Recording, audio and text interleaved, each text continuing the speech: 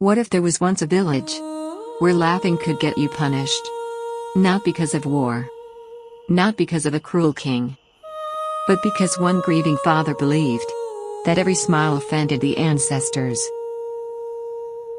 For 3 long years, an entire village lived in silence. Children forgot how to play.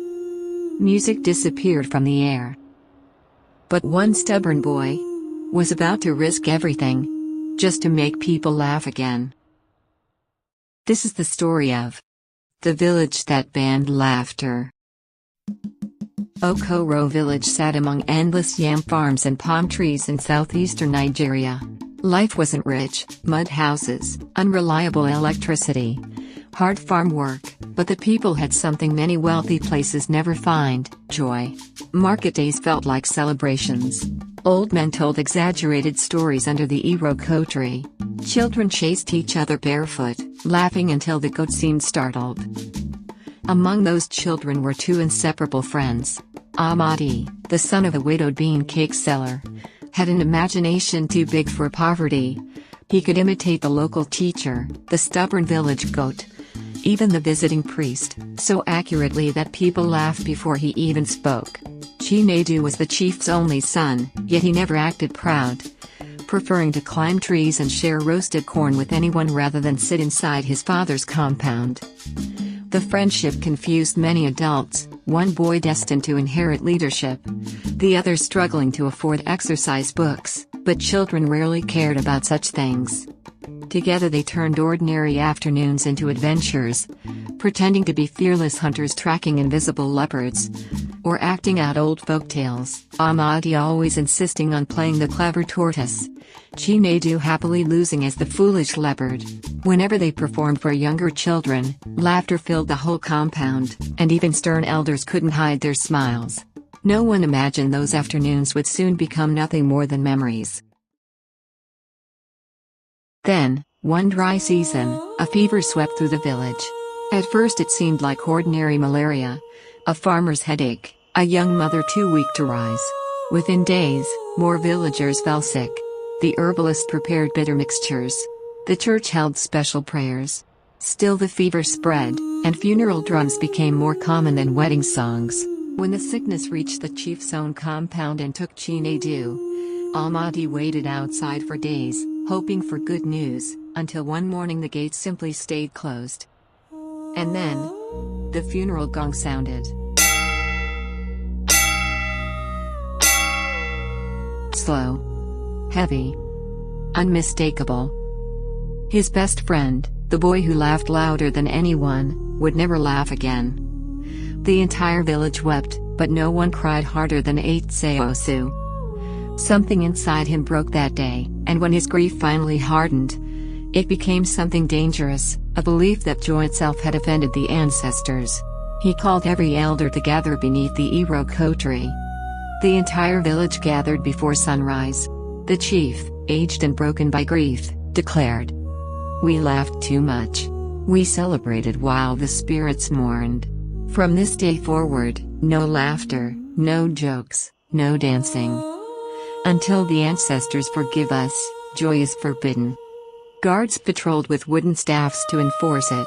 2 little girls were made to kneel on gravel until sunset for laughing at a baby goat.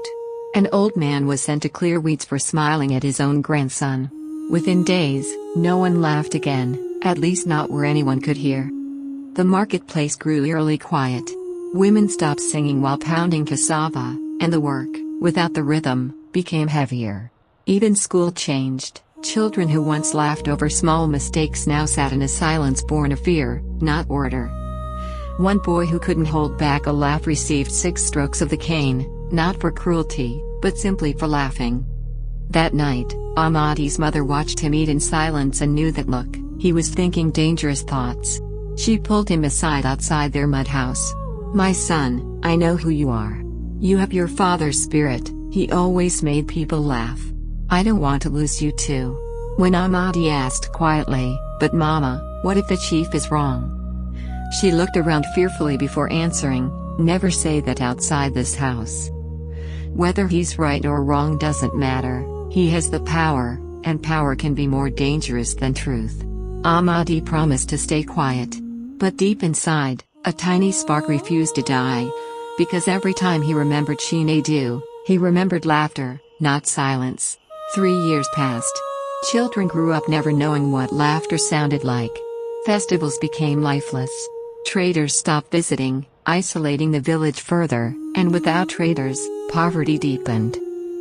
Farmers, no longer singing together, worked more slowly. Arguments replaced jokes.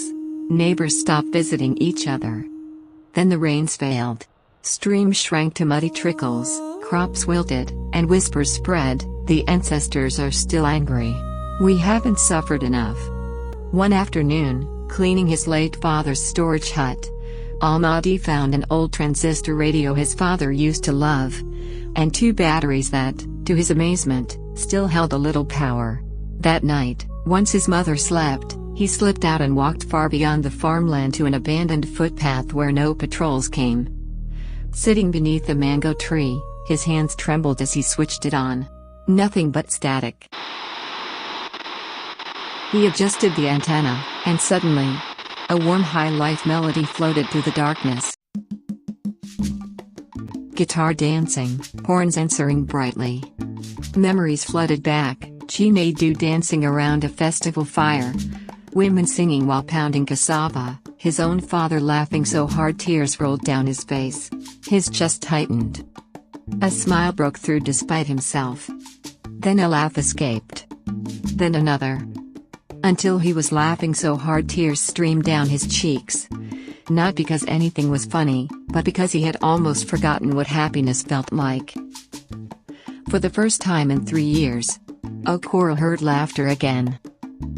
Sitting there afterward, Ahmadi realized nothing terrible had happened. No punishment from the ancestors, just a lighter heart. He hid the radio beneath loose stones and made himself a promise. He would return, not just to hear music, but to remind others what joy sounded like. Ahmadi quietly invited a few trusted children, Obi, sisters Ada and Duju, and sharp-witted Nkechi, to the abandoned mission school at the edge of the village, where few people ever came anymore.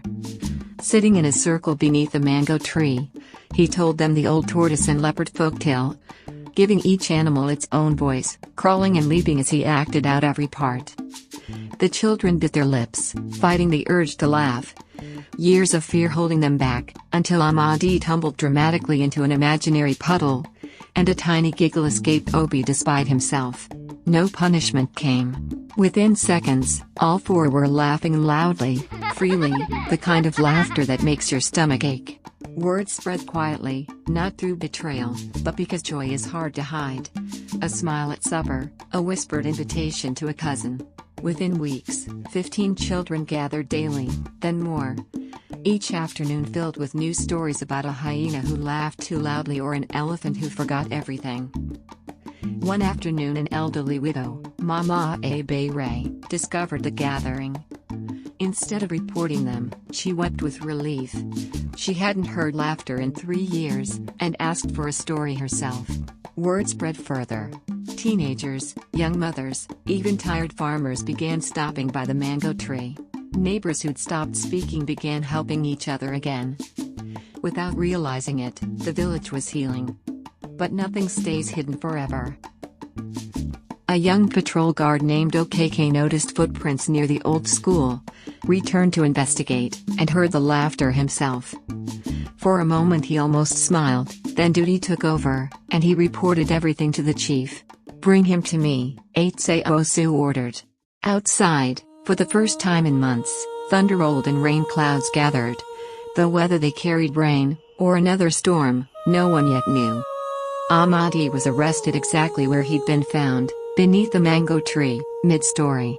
He didn't run. Brought before the entire village at the Iroko tree, the chief asked if he denied breaking the law. "No," Ahmadi said simply. When asked why, he spoke the truth no one had dared say in years. "I began because I remembered Chinedu. He loved making people happy. Would he have wanted this?